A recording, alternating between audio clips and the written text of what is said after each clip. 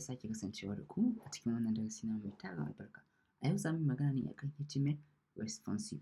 Sannan responsive yana da matuƙar amfani a website. A yanzu a ce mun yi website wanda yana very responsive, yana nunawa a waya da kyau, yana nunawa a kwamfuta da kyau, yana nunawa a desktop da kyau.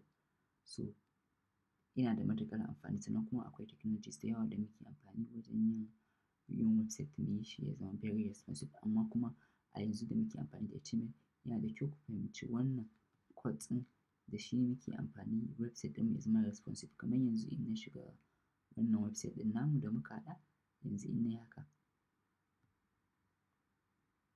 kun ga ai yayi responsive a waya, ko a waya ne mutum zai gani, zai ga abin shi da kyau.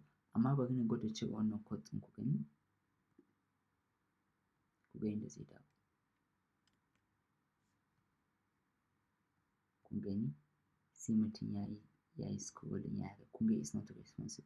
So wannan shi ne muke kira da mai website mai kyau wanda zai kasance mobile responsive, wanda wajen design ɗin website ne za mu yi wannan, sannan kuma za mu ƙayata website ɗinmu yadda muke so.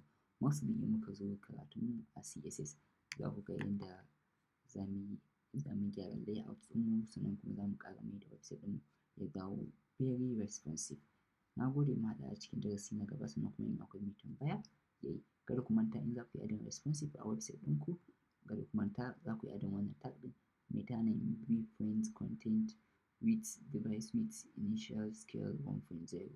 So na gode, mu haɗu a cikin darasi na gaba.